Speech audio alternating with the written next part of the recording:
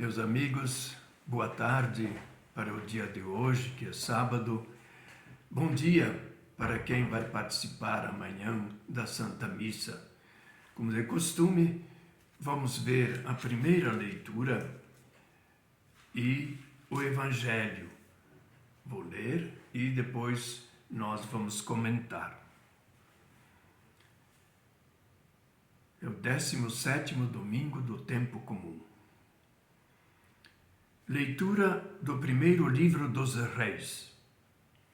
Naqueles dias, em Gabaon, o Senhor apareceu a Salomão em sonho. Durante a noite, e lhe disse: Pede o que desejas, e eu te darei. E Salomão disse: Senhor meu Deus, tu fizeste reinar teu servo em lugar de Davi, meu pai. Mas eu não passo de um adolescente que não sabe ainda como governar. Além disso, teu servo está no meio do teu povo eleito, povo tão numeroso que não se pode contar ou calcular. Dá, pois, ao teu servo um coração compreensivo, capaz de governar o teu povo e de discernir entre o bem e o mal. Do contrário, quem poderá governar este povo tão numeroso? Esta oração de Salomão agradou ao Senhor. E Deus disse a Salomão: Já que me pediste esses dons, e não pediste para ti longos anos de vida, nem riquezas, nem a morte de teus inimigos, mas sim a sabedoria para praticar a justiça, vou satisfazer o teu pedido e dou-te um coração sábio e inteligente, como nunca houve outro igual antes de ti, nem haverá depois de ti. Palavra do Senhor. Graças a Deus. O Salmo responsorial é um salmo que também fala desta proximidade, não é, que nós devemos ter com Deus e que o salmista tinha. Como eu amo, Senhor, a vossa lei, vossa palavra. Leitura do livro do Evangelho segundo Mateus. Proclamação do Evangelho de Jesus Cristo segundo Mateus. Naquele tempo, disse Jesus a seus discípulos: O reino dos céus é como um tesouro escondido no campo. Um homem o encontra e o mantém escondido. Cheio de alegria, ele vai, vende todos os seus bens e compra aquele campo. O reino dos céus também é como um comprador que procura pérolas preciosas. Quando encontra uma pérola de grande valor, ele vai, vende todos os seus bens e compra aquela pérola. O reino dos céus é ainda como uma rede lançada ao mar e que apanha peixes de todo tipo. Quando está cheia, os pescadores puxam a rede para a praia, sentam-se e recolhem uns peixes bons em cestos e jogam fora os que não prestam. Assim acontecerá no fim dos tempos. Os anjos virão para separar os homens maus dos homens justos e lançarão os maus na fornalha de fogo. E aí haverá choro e ranger de dentes. Compreendestes tudo isso? Eles responderam: Sim. Então Jesus acrescentou: Assim, pois, todo mestre da lei que se torna discípulo do reino dos céus é como um pai de família que tira do seu tesouro coisas novas e velhas. Palavra da salvação. Glória a vós, Senhor. Então, neste domingo, a palavra de Deus, ela nos coloca assim na contemplação do que é importante na nossa vida. A primeira leitura fala da importância da sabedoria em nossa vida. A sabedoria, aqui, no caso, entra o personagem muito querido no Antigo Testamento, Salomão, filho de Davi, o primeiro rei de todo Israel. E assim, esse filho de Davi é que vai construir, inclusive, o novo templo que Davi planejava construir. Mas quando ele é tornado rei, nos 2 primeiros capítulos do primeiro livro dos Reis, agora no capítulo 3, o que ele faz? Vai ao santuário de Judá, que não é o templo ainda, onde era uma tradição da tribo lá, não é? Onde se reunia o povo bem antes, né, da história de Salomão, de Saul, Salomão, Davi. E aí então ele está dormindo lá naquela região, né? E tem esse sonho maravilhoso. É em sonho. E Deus fala a ele: pede o que desejas e eu te darei. E Salomão, que tinha ainda um coração bom, né? E não pervertido, então ele pede uma coisa importante para um mandante, um rei, alguém que tem o povo para controlar, defender, animar, cuidar do seu bem-estar. Então, é claro, ele atribui o reinado que ele recebe a próprio Deus. Mas eu não passo de um adolescente. Quer dizer, eles percebem que só com a sua capacidade, seus impulsos de jovem, ele não poderia governar um povo tão numeroso, um povo eleito.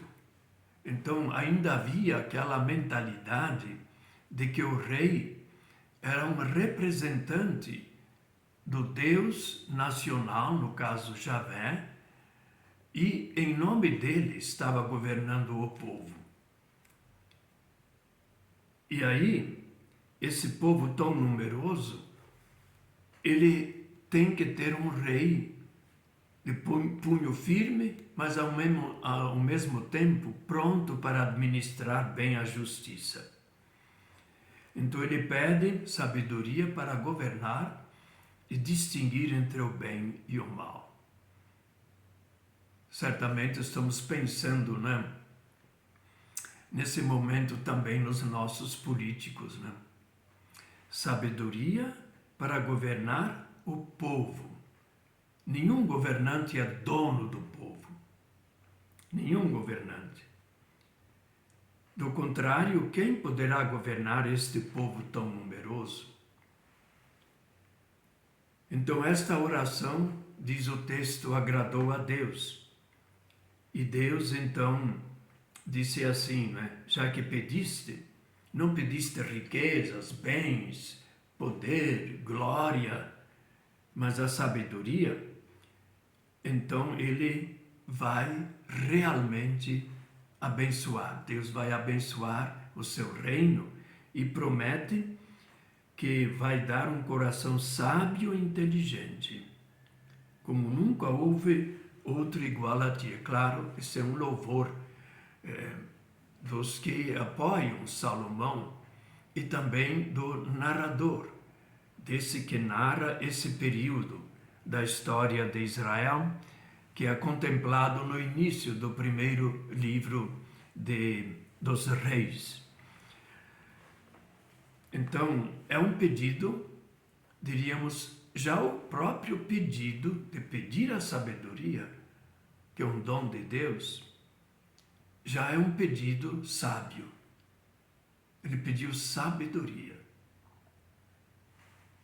e não riquezas. De fato, depois ele vai ser admirado, por exemplo, pela sabedoria na narrativa, já no capítulo 5 do primeiro livro dos Reis, fala-se da rainha da Etiópia. Etiópia é mais ou menos nas regiões onde está a atual Etiópia.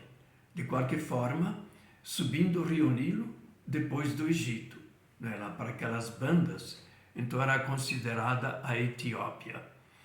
E ela ouviu falar da sabedoria de Salomão e veio consultá-lo. Depois o próprio narrador então vai dizer como é que ele resolve uma questão de juiz. O rei, naquele tempo, ele pegava os três poderes, né? Não só o administrativo, mas o judiciário também, e o próprio legislativo. E, nesse sentido, conta o livro que ele havia duas prostitutas. As duas acabaram concebendo, cada um seu filho, e uma noite o filho de uma delas morreu. E ela então, assim com esperteza, essa mulher percebeu que o filho tinha morrido, trocou o filho com a outro filho vivo e trocou e entregou para ela morto. E aí as duas ficaram brigando, discutindo, e o Salomão disse assim: olha, não posso eu contemplar, dar o direito às duas ao mesmo tempo de criar este filho que sobrou. Então me entrega o filho vivo aí, entreguem aí, que eu vou cortar pela metade para uma, metade para outra, né? E aí então a verdadeira mãe dá um grito de dor e ele entende, essa é a mãe, né? Então só um exemplo da sabedoria, saber julgar e com justiça aplicar essa justiça de acordo com os princípios da época. Aqui nós estamos no livro de Mateus, né? Mateus é Levi, o publicano, cobrador de impostos, que Jesus provavelmente conhecia nas idas que ia lá para Jerusalém, nas peregrinações como adolescente, a partir dos 12 anos. Então conhecia as pessoas, inclusive eles ficavam à beira do caminho onde costumava passar o povo para cobrar os impostos. E então ele chega lá, Jesus chega lá, olha para o Levi, que depois leva o nome de Mateus, vem, segue-me. E ele ficou tão contente que largou tudo e seguiu. E olha que ele lidava com o dinheiro dia a dia. Ficava com inveja daqueles grandes que tinham que entregar o dinheiro para Roma e ficavam com um depósito, onde ele tinha que trabalhar para ganhar o seu e dos intermediários. E quem levava a má fama era sempre um publicano. Jesus não tem dúvida. Ele chama esse Mateus, vem e segue-me. E ele faz uma festa. Então, chama todos os cobradores de impostos, seus colegas de trabalho, faz um banquete e assim depois segue ao próprio Jesus, né? Larga tudo, o tesouro que ele encontra. Então, aqui nós temos três parábolas, né? O tesouro maior é naquela parábola que conta o homem que vai, passa por aí, viaja, sei lá, encontra lá, de repente, surpreso, ele encontra um tesouro que jamais teria imaginado em possuir. Ele não fala para ninguém, esperto, né? E deixa escondido, só ele sabe de memória onde que é. E aí vende todos os seus bens e investe tudo naquele campo, compra, né? Assim, diz Jesus, é o reino dos céus, né? E, quer dizer, Mateus descobriu o reino dos céus que Jesus pregava e percebeu o valor de do comportamento de Jesus, do exemplo que ele dava de vida no relacionamento com as pessoas e também aquela relação tão íntima com Deus Pai que ele tinha. Então isso aí, diante dos tesouros desse mundo, para Mateus não valiam nada. E olha que só ele que conta isso aí. É sintomático, né? Alguém que lida com dinheiro conta essas 3 parábolas. A segunda parábola, então, é a do comprador de pérolas. Naturalmente, esse provavelmente sabia o que queria. Desejava pérolas cada vez mais preciosas. Mesmo assim, ele teve uma surpresa muito grande, né? Encontrou uma pérola que jamais imaginava poder um dia comprar. Ele faz a mesma coisa, vende os seus bens e compra aquela pérola. Quer dizer, a gente, mas e se o outro lá tivesse vendido, né? O que tinha aquela pérola? Mas o pessoal lá no Oriente é muito esperto. Eu conheci um professor que comprava moedas antigas, romanas, ou do tempo dos gregos, ou até anteriores. E ele então ia lá para os vendedores, em geral árabes, dentro da cidade de Jerusalém, olhava lá o que tem, né? Conversava com ele.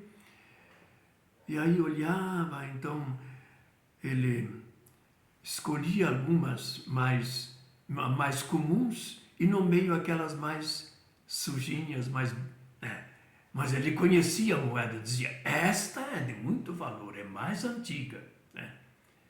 E comprava assim.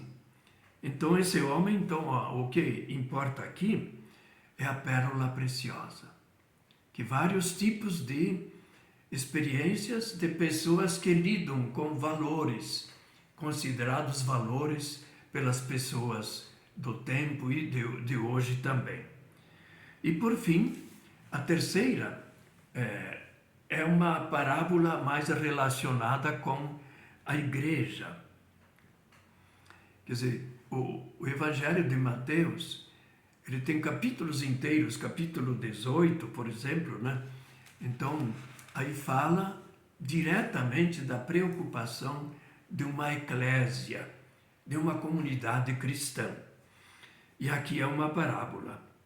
Então a rede encheu-se, né, de muitos peixes e a equipe que estava lá pescando, o que ela faz? Puxa a rede, traz para a praia, né, e aí vai escolhendo os peixes, né?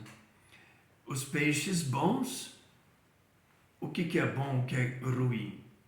É uma apreciação do peixe, né?